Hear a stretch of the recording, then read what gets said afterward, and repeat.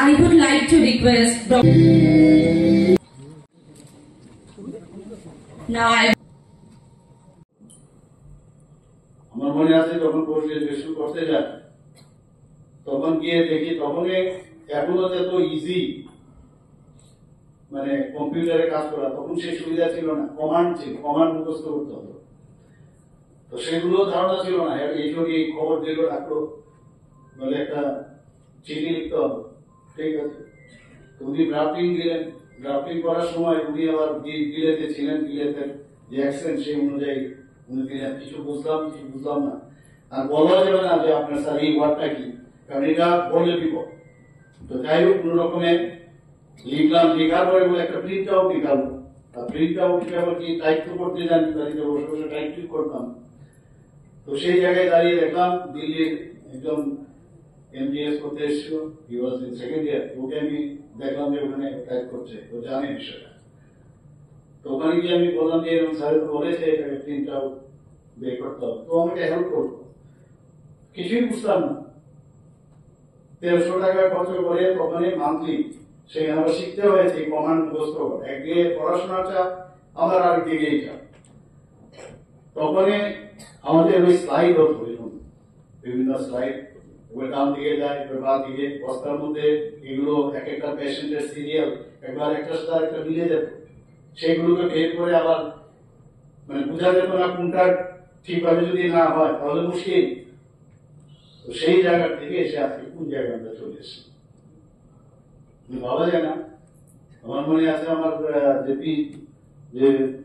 পিজির সময় আমাকে দেওয়া হয়েছিল orthopaedic surgery and visit internal fixation, দুটো জিনিস, একটা বোন পেট সম্পর্কে করতে হবে, আবার অর্থোপেডিক সার্জারি। আর যেটাকে ভয় পেতাম বিডিএস করার সময় যে সেভালোমেট্রি স্টাডি, আমার খুব সমস্যা, বুঝতে পারতাম না ঠিক। আর সেটাই করতে হবে, এবং ওখানে তো ঠিক আছে হার্ট টিস্যু বিষয়ে পড়াশোনা, এখানে তো সব টিস্যু। সেই বলছি যখন কম্পিউটার শুরু হলো এখন কত ইজিলি আমরা বুঝতে পারি যে এই বোনটা যদি আজকে এতটুকু সামনে নিয়ে আসি, মেঘজিলা যদি সামনে নিয়ে আসি বা পিছনে নিই, তার সব টিস্যু ঠিক মতো রোজ কোথায় যাবে। তখন বই পড়ে পড়ে তার আমরা মানে তার যে ফটোগ্রাফ কেটে কেটে সেটাকে করা, পেশেন্টকে দেখানো তো, পেশেন্টকে দেখিয়ে সাইন করাতে হবে। যদি এখন কিছু হয় তাহলে he or she will go to the court। তাহলে এইসব অনেক সমস্যা ছিল। কিন্তু আজকে যেভাবে আমাদের ডেভেলপমেন্ট হয়েছে, প্রযুক্তির এত ডেভেলপমেন্ট হয়েছে, আজকে কোথা থেকে আমরা কোথায় চলে গেছি। এত ভালো লাগবে এখানে কথা বলার সময়। কিছু কানেক্টিভিটির সমস্যা আছে সেগুলো নিশ্চয়ই আমরা দেখবো, ইজিলি অ্যাপ্রোচেবল। ওখানে বসে refer to dental college, refer to GB, সেটার প্রয়োজন হবে না। সেখানে বসেই কিন্তু অনেক পেশেন্টের অনেক সুবিধা হয়ে যাবে। এই যে আসা যাওয়া, অনেকে আসেও না, আর বাই দিস টাইম তার রোগের যে এক্সটেনশন সেটাও বেড়ে যায়। অনেক সুবিধা হয়ে গেছে। এখন ডেন্টাল কলেজের যেসব এখন নতুন নতুন ইনস্ট্রুমেন্ট আমরা দিয়েছি, আমাদের সময় আমি এখনো জানি না এইসব নতুন নতুন যে ইনস্ট্রুমেন্ট বা যন্ত্রপাতি, বায়োমেডিক্যাল ইকুইপমেন্ট এগুলো এসে গেছে, পেশেন্টের সুবিধা হচ্ছে। তো সময়ের সাথে আস্তে আস্তে করে কত ডেভেলপমেন্ট হয়ে গেছে। ডেন্টাল কাউন্সিল তো ভালোই যায়নি। তো ডেন্টাল কাউন্সিল, আমি প্রথম ডেন্টাল ত্রিপুরা স্টেটের কাউন্সিল আমি প্রেসিডেন্ট ছিলাম।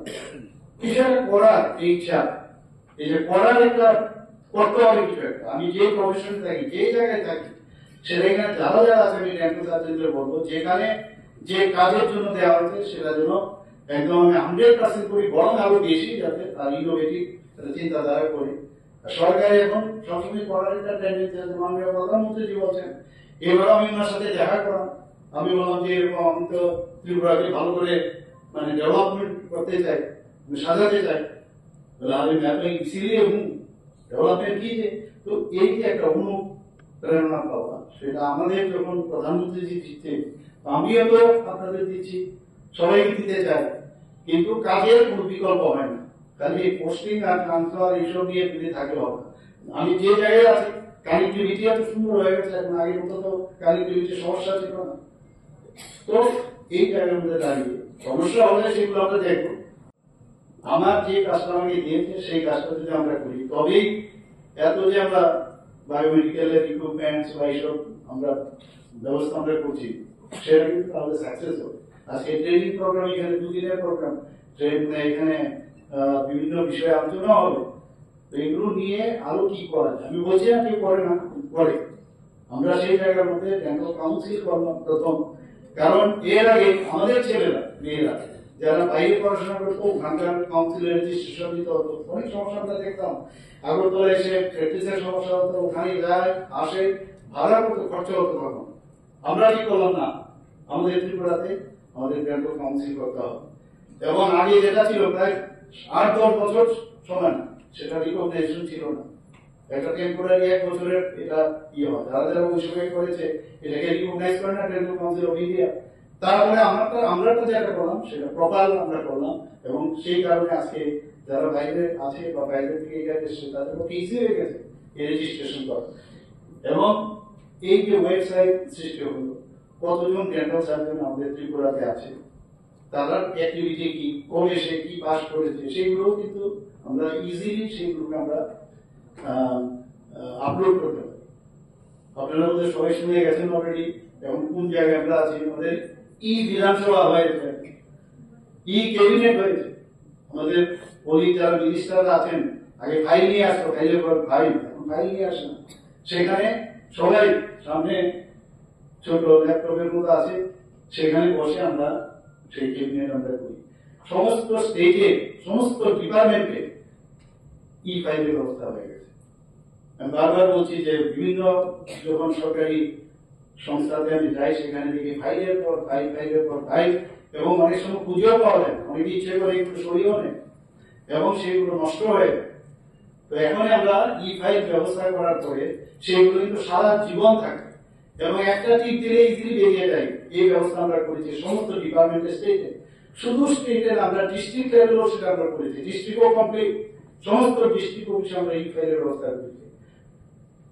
ডিস্ট্রিক্টের পরে এসডিএম লেভেলে, এসডিএম অফিসেও আমরা সেটা করেছি। এখন আমরা যেটা মানে ব্লক লেভেলে, সেখানেও আমরা করে দিয়েছি। ভাবুন, ত্রিপুরায় একমাত্র জায়গা, এবং সবাই অবাক হয়ে গেছে। আমার সেক্রেটারি মহোদয় বাইরে গেছেন ট্রেনিং এ, ওখানে অন্যান্য প্রদেশের সেক্রেটারি আছেন, ওনারা যখন শুনলেন কিছুদিন আগে যে আমাদের যে আরডি দপ্তর থেকে পঞ্চায়েতে, ত্রিস্তরীয় পঞ্চায়েত পর্যন্ত আমরা লেভেল আমরা স্টার্ট করেছি, ভারতবর্ষের প্রথম আমরা সেটা করেছি। এত সবাই বলছে যে কি করে সম্ভব হয়ে গেল। তো আজকে ওই জায়গায়, আর এখানে আমরা যেটা দেখলাম, এত ভালো লাগলো যে যে কোনো মুহূর্তে, যে কোনো সময় আমরা কারোর সাথে আমরা কথা বলতে পারি। আমার এখানে প্রযুক্তি আমাদের যেভাবে ডেভেলপ করছে, মানুষ প্রধানমন্ত্রী প্রযুক্তির উপর সাংঘাতিক ভিত্তি করেন, এবং প্রযুক্তির কারণে আজকে প্রতি বুধবারে আমি যদি থাকি এবং কোনো সমস্যা যদি না থাকে, আপনারা জানেন পেরিনিয়াম ইলেকশন থাকে, এখন আবার পঞ্চায়েত ইলেকশন হবে, এরপরে আবার ডিসি ইলেকশন হবে, এরপরে আবার হবে আপনার মিউনিসিপ্যালিটি ইলেকশন, এর আগে হয়েছে পার্লামেন্টারি ইলেকশন, এরপরে হয়েছে অ্যাসেম্বলি ইলেকশন। তো এই যে পেরিনিয়াল ইলেকশন কাজটা করবো সবসময় তো পুরোক্ষণ থাকে। তো প্রধানমন্ত্রী বলছেন যে 1 ইলেকশন 1 নেশন, এটা মানে সময়ের তাগিদে এগুলোর খুব প্রয়োজন। আদারওয়াইজ কাজ করা যাবে না, দেখতে দেখতে সময় চলে যাবে। আমরা পরিশ্রম করছি, রাত্রে 12টা পর্যন্ত পরিশ্রম করি যে কি করা যায় যাতে মানুষের জন্য আমরা কাজটা করতে পারি। ডেন্টাল কলেজ আপনারা জানেন, ডেন্টাল কলেজ নিয়ে কত সমস্যা। আমার মনে আছে আমি যখন মেঘালয়ে আমি যাচ্ছিলাম, যখন আমি গুয়াহাটিতে ফ্লাইটে গেলাম, সেখান থেকে মেঘালয় গাড়িতে যাচ্ছি, হঠাৎ করে সেখানে, কারণ সেখানে প্রধানমন্ত্রী একটা মিটিং ছিল মেঘালয়, হঠাৎ করে আমার কাছে খবর এলো যে ডেন্টাল কলেজ ওপেন হবে না, কারণ প্রধানমন্ত্রীর সাথে আমার আসা ওখান থেকে ওনার সেম ফ্লাইটে, ওনার ফ্লাইটে আমি চলে আসবো আগরতলা, এবং সেখানে